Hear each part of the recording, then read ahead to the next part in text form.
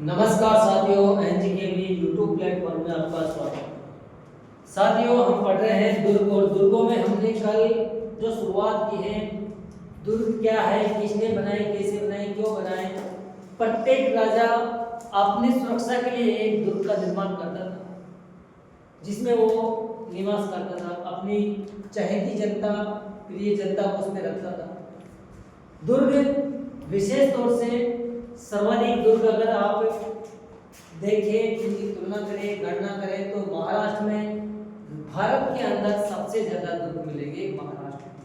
साथियों, उसके बाद में अगर दूसरे नंबर पे दुर्गों की बात की जाए तो मध्य प्रदेश का आता है और तीसरे नंबर पर हमारा राजस्थान आता है। कौन सा आता है? तीसरे नंबर पर राजस्थान का नंबर आता है दुर्गों में। अब राजस्थान में आप कहीं भी चले जाए, कोई सा भी रजवाड़ा, कोई सी भी रियासत या कोई सा भी जिला, या हम कह सकते हैं कि राजस्थान के हर क्षेत्र में, छोटा रियासत हो या बड़ी रियासत हो या कोई जनपद हो, कोई क्षेत्र हो, प्रत्येक जगह आपको कहीं न कहीं दुर्ग मिल ही जाएगा। और दुर्ग एक से बढ़कर एक दुर्ग मिलेंगे यहाँ पर। अब साथियों, दुर्ग विशेष तौर से राजा कहाँ बनाते थे? जहाँ पर मार्ग हो, सुगम मार्ग हो, सुरक्षित जगह देखते थे कि यहाँ से जो अपने वर्चस्व के लिए जो राजाओं में लड़ाई होती थी, उन लड़ाइयों से बचने के लिए या कोई बाहरी आक्रमण हो तो वहाँ पर कैसे सुरक्षित रह सकता है एक अपना साम्राज्य।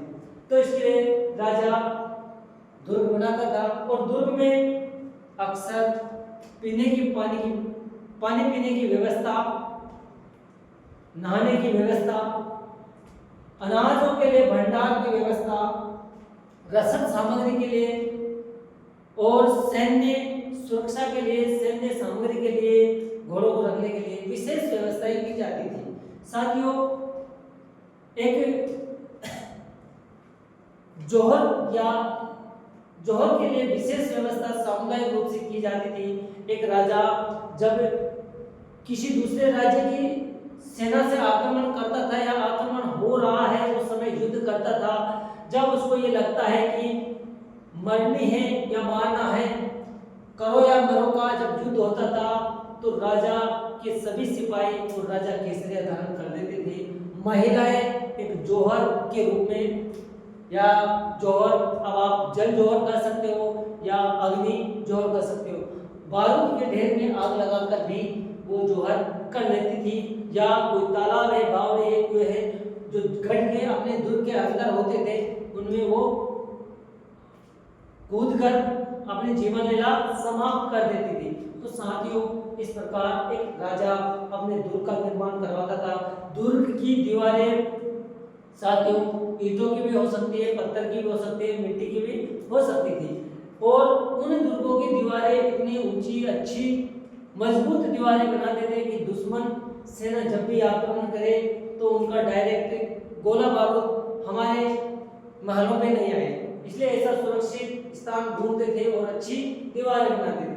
हमने कल जो पढ़ा था साथियों, उसमें पढ़ा था कि दुर्ग जो बनावट थी, दुर्गों की जो बनावट थी वो किस प्रकार की होती है, बनावट के आधार पर दुर्ग कैसे होते हैं। तो साथियों, दुर्ग दो प्रकार के बनावट के आधार पर होते थे। एक होता था कागमुखी दुर्ग और एक होता था छाजमुखी दुर्ग।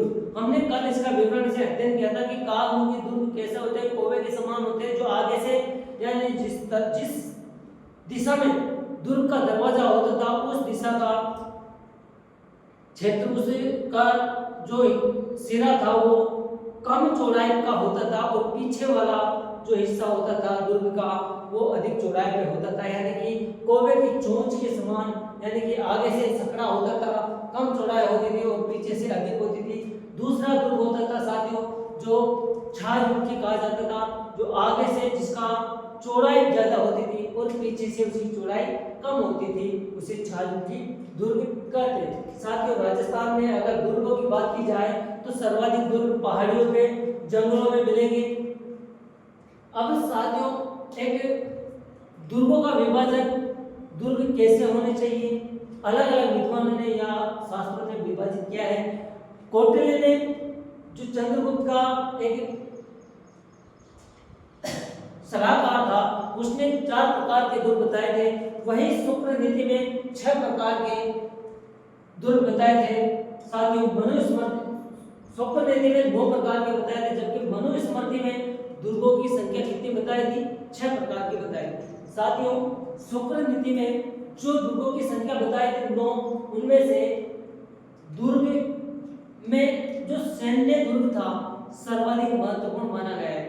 उसी में नहीं, अक्सर जो दुर्ग सेना की दृष्टि से मजबूत होता था, जिसमें वीर शूरवीर सैनिक होते थे, अच्छी घुड़सवार होते थे, या हम कहें अच्छे घोड़े होते थे, अच्छे हाथी होते थे, वो दुर्ग, उस दुर्ग में रहने वाले वो दुर्ग अच्छा माना जाता था। अब साथियों शुक्र नीति में दुर्गों में सैन्य दुर्ग को सर्वाधिक महत्वपूर्ण माना गया। एक राज्य की जो 7 अंग बताए हैं, उनमें से दुर्ग को भी एक अंग शुक्र नीति में रखा गया है। अब साथियों हम करते हैं भौगोलिक रूप से। भौगोलिक रूप से किस क्षेत्र में, कौन से भौगोलिक क्षेत्र में दुर्ग का निर्माण किया गया, उस दुर्ग को क्या कहते हैं। जैसे कोई रेगिस्तान में दुर्ग है, जैसलमेर का दुर्ग है। अब जैसलमेर के दुर्ग को क्या कहेंगे? जैसे गागरोन का दुर्ग है। अब गागरोन का दुर्ग चारों ओर पानी से घिरा हुआ है, तो उसको किस नाम से जाना गया है? जिन श्रेणियों में विभाजित किया गया है उनका थोड़ा सा हम अध्ययन करेंगे। तो साथियों में आपके सामने यहाँ पर मैंने लिख रखे हैं, आपके सुविधा के लिए आप स्क्रीनशॉट ले सकते हैं, आप इनके बारे में जान सकते हैं, पढ़ सकते हैं। एक बोलकर आपको बताया जाए, वो मेमोरी में याद नहीं रहेगा। आप जब भी पढ़ेंगे, जब भी देखेंगे, तो एक बार स्क्रीनशॉट इसको देखेंगे, तुरंत आपको पता चल जाएगा कि कौन सा दुर्ग कैसा होता है।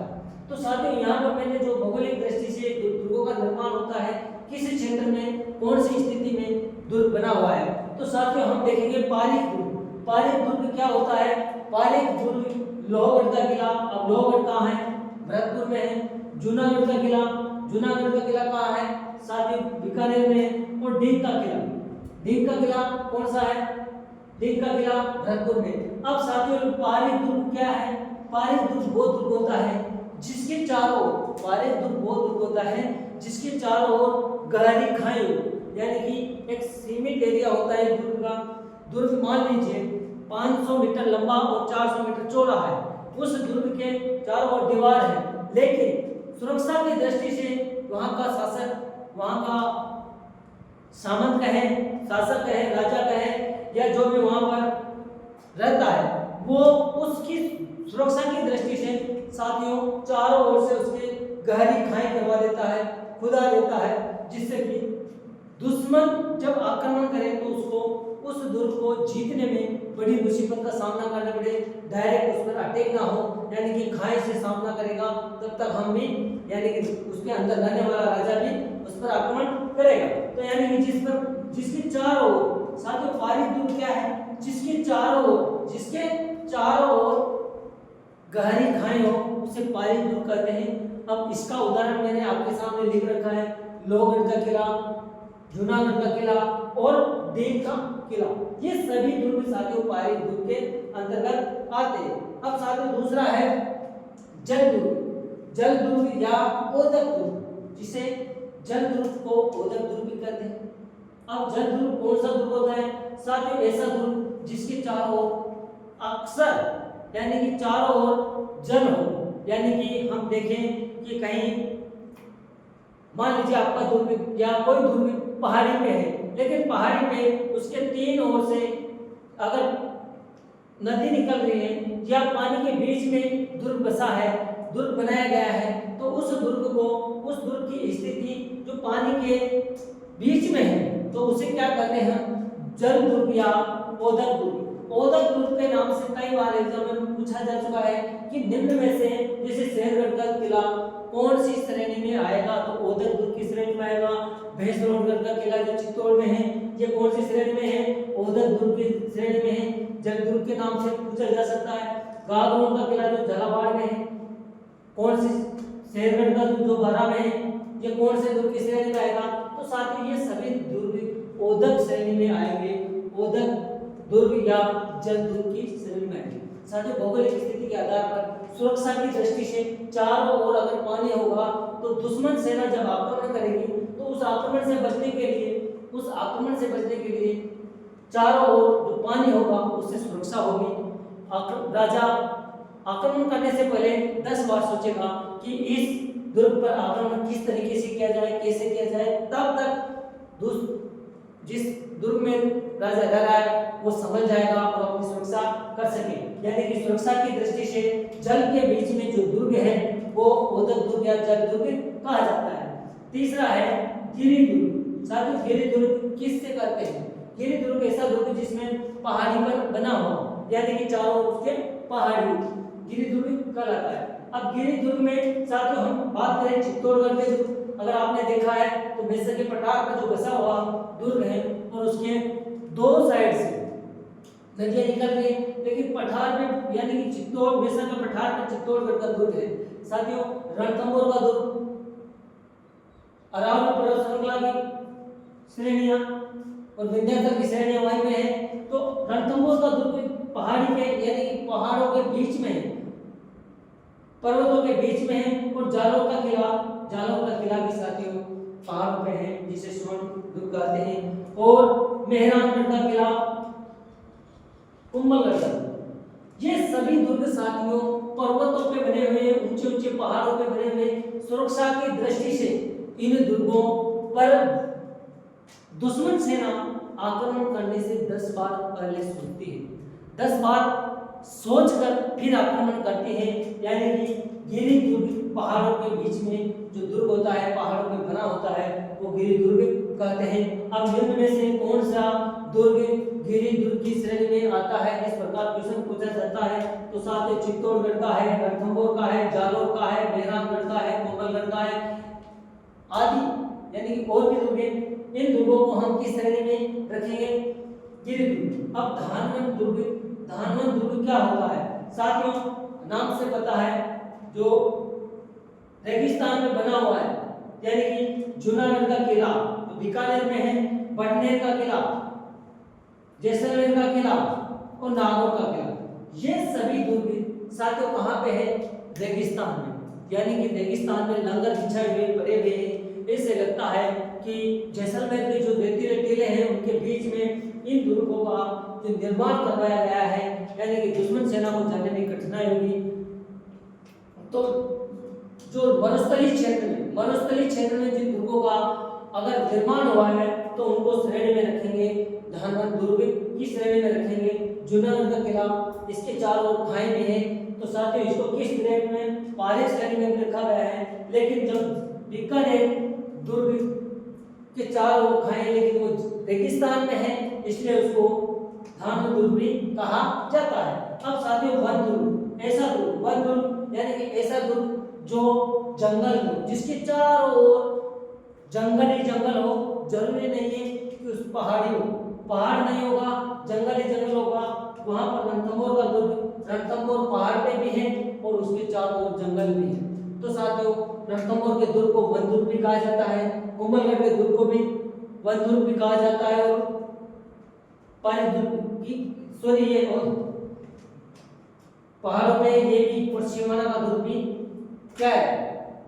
पहाड़ों पे और वनों में है, तो वन दुर्ग भी कहा जाता है इनको, और गिरि दुर्ग भी कहा जाता है।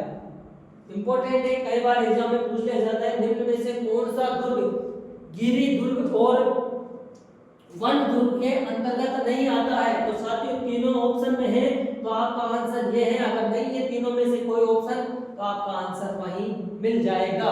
तो साथियों वन दुर्ग जिसके चारों ओर वन हो, वनों में बसा हुआ दुर्ग हो, बनाया गया दुर्ग हो, उसे वन दुर्ग कहा जाता है। साथियों इसके बाद में सैन्य दुर्ग ऐसा